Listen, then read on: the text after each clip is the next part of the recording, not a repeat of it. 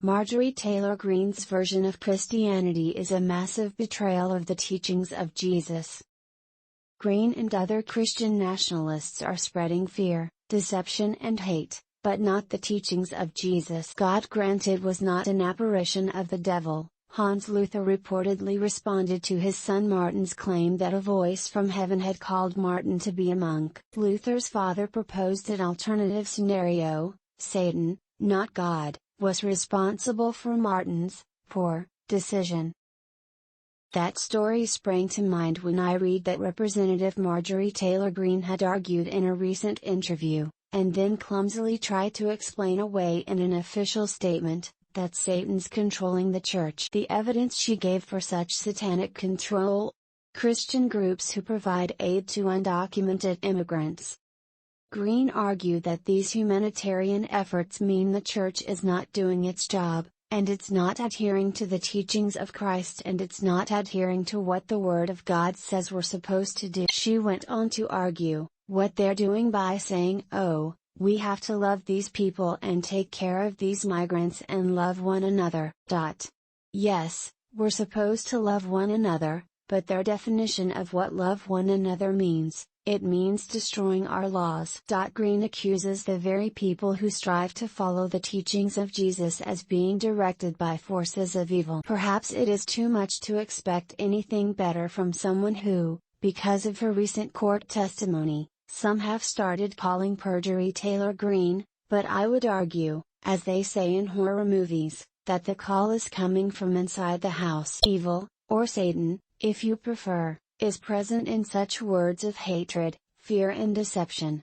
Unlike Greene, I claim no knowledge of Satan's activities, or existence, but as a scholar of the teachings of Jesus, I am certain that his teachings are diametrically opposed to what Greene claims they are, and that groups who provide humanitarian relief to marginalized communities, including refugees and undocumented immigrants, are following the real hounds of hell: fear, deception, hypocrisy and hate.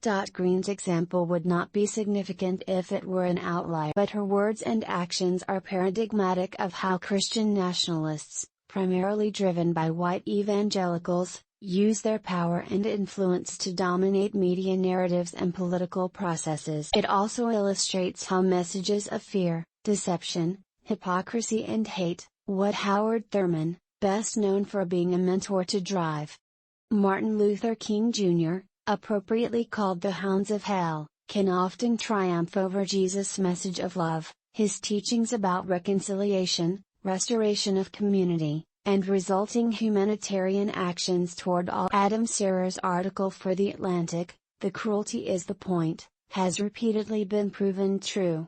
Greene, along with Donald Trump and his other supporters, thrive on viciousness against people they deem outsiders and use as scapegoats.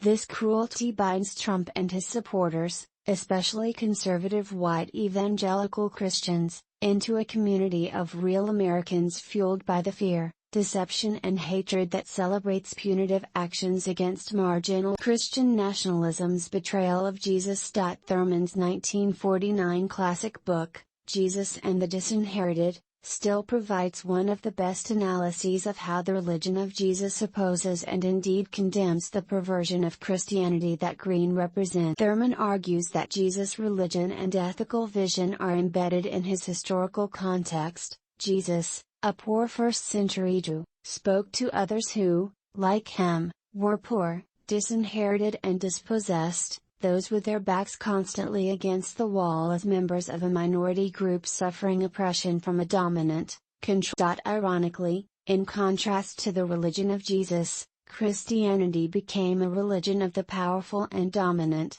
used sometimes as an instrument of oppression.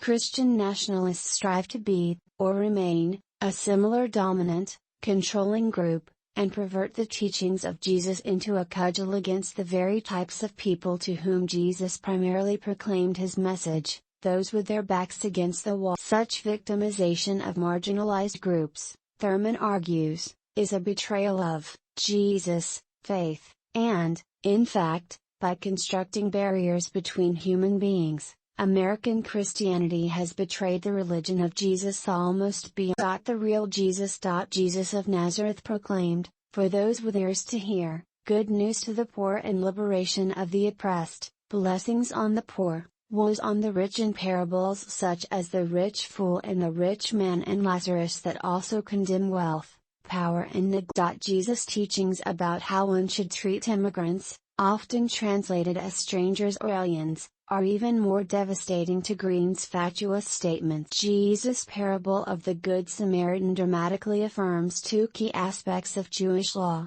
you shall love your neighbor as yourself and you shall love the alien as yourself, by demolishing any distinction between neighbor and the other. In his parable of the sheep and goats, Jesus even teaches that one's eternal salvation ultimately depends on such humanitarian actions as feeding the hungry, taking care of the sick, visiting incarcerated persons and welcoming the immigrant. Greene might be distressed to hear that the ones who do not welcome the stranger are condemned at the last judgment to must the wicked prosper?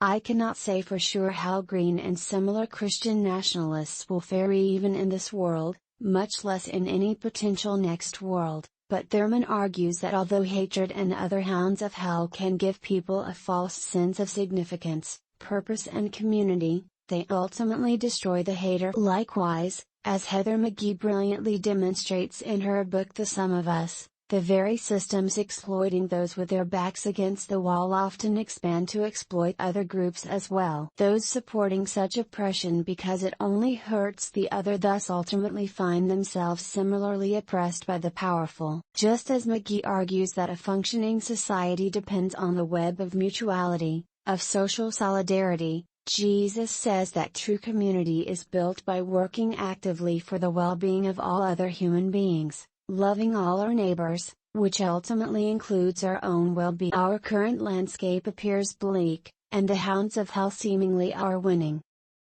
But Thurman remained optimistic that these contradictions in life are not final, a message of hope reminiscent of theologian Theodore Parker's admonition, the arc of the moral universe is long, but it bends towards justice. Thurman believed that love, reconciliation and community can ultimately overcome fear, deception, hypocrisy and hate, and perhaps that hope can provide us renewed strength to live our lives working to help bend that arc towards justice. As Thurman urged, we can try it and see.